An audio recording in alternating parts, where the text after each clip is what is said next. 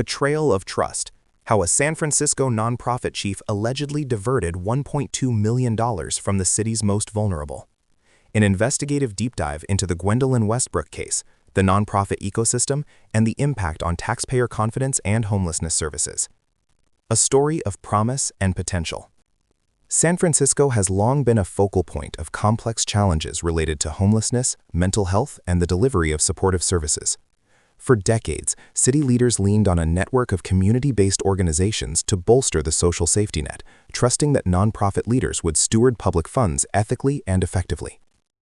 But in early 2026, city officials and prosecutors claimed that one such leader, Gwendolyn Westbrook, 71, longtime executive director of the United Council of Human Services, UCHS, allegedly betrayed that trust. Westbrook was charged with 9 felony counts, including misappropriation of public funds, grand theft, false invoicing, and filing false California tax returns. Prosecutors say she siphoned off more than $1.2 million in funds intended to help San Francisco's unhoused residents and vulnerable communities, and instead funded a lavish lifestyle. The shocking allegations raise troubling questions about nonprofit oversight, accountability, and the human cost when public money fails to reach its intended recipients. Who is Gwendolyn Westbrook? A profile of power and influence. Born in decades past, Westbrook became a prominent figure in San Francisco's nonprofit social service sector.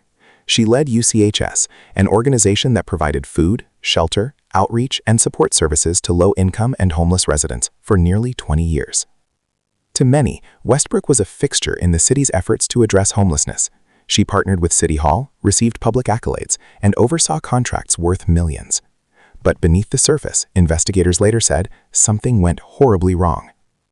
The United Council of Human Services, a mission compromised. A. UCHS, core mission and early promise. Founded with the aim of serving marginalized populations, UCHS managed contracts with the city and county of San Francisco worth tens of millions of dollars. These funds were supposed to support emergency shelters and temporary housing, food distribution and soup kitchens, outreach and wraparound services, support for formerly homeless residents. During the COVID-19 pandemic, UCHS operated a trailer shelter at Pier 94, a temporary encampment meant to provide safer alternatives to living on the streets. Westbrook defended the initiative at the time as a lifeline for residents, stating it offered a, quote, fighting chance at a better life, end quote. But soon after, concerns arose, not just about dust exposure near the trailers, but also about the organization's internal practices. B. Early red flags and prior scrutiny. Long before the criminal charges, UCHS and Westbrook drew scrutiny. A 1997 incident saw Westbrook accused of taking money from a cash box at her previous employer, the San Francisco Port, an allegation that did not lead to federal or state prosecution at the time, but lingered in public memory. In 2015, regulators discovered unsanctioned blackjack tables operating inside a charity bingo hall tied to UCHS's operations, a bizarre revelation for an organization meant to serve vulnerable residents. Despite these incidents, UCHS continued to receive public funding and maintain its mission until mounting concern brought real oversight.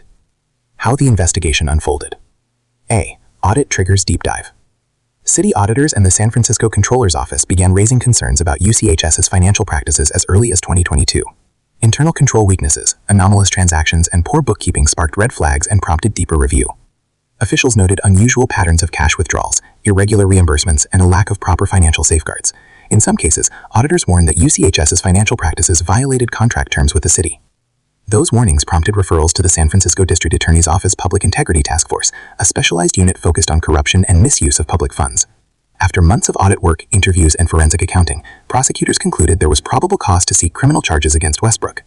The resulting indictment alleges that between 2019 and 2023, Westbrook exercised near-exclusive control over UCHS's finances and used that power to divert public and grant funds for personal benefit.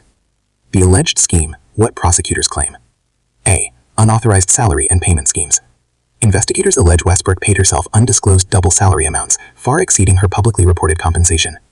Reports say she took at least $854,000 in unapproved payments from UCHS's accounts, on top of her official salary. B. Improper cash withdrawals and reimbursements. Court filings reportedly document large cash withdrawals, undocumented reimbursements, and expenses processed through false invoices.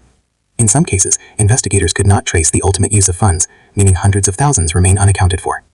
C. Alleged luxury purchases and personal spending. From luxury retail purchases at Louis Vuitton and Neiman Marcus to multiple vehicles, prosecutors say Westbrook used public money for high-end personal spending.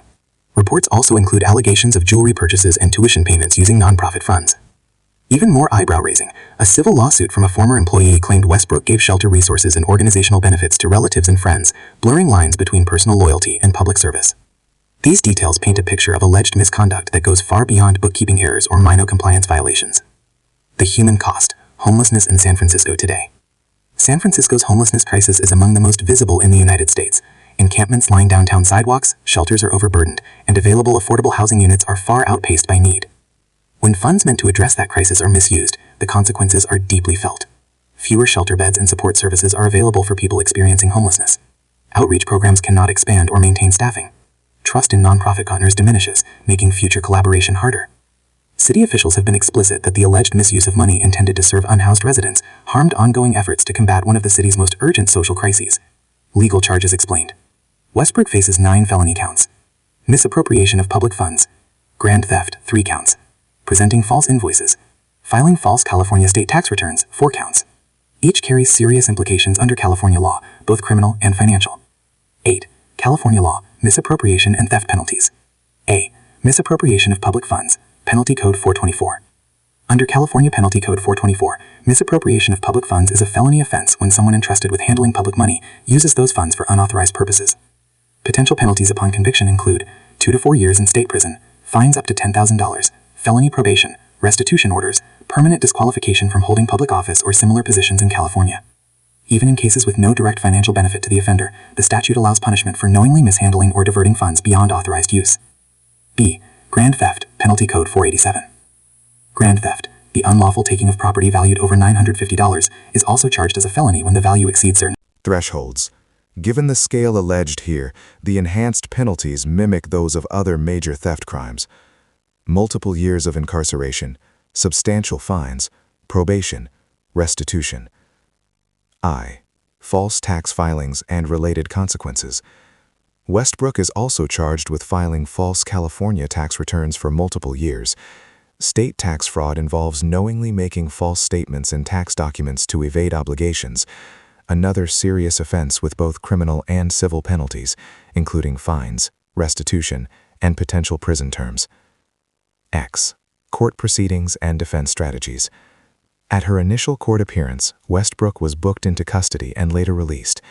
Her next hearings could involve arraignment and formal entry of plea, pre-trial motions, discovery and financial audits presented in court, potential trial if no plea agreement is reached. Defense strategies in cases like this often focus on challenging intent, proving that expenditures were authorized or within the scope of organizational operations, arguing accounting irregularities instead of criminal action, negotiating reduced charges or plea deals. But given the volume of financial documentation and projected audit evidence, prosecutors appear confident in their case. X. Broader nonprofit sector impacts. This case isn't just about one organization, it has rippled implications across the broader nonprofit sector. A. Public trust and donor confidence.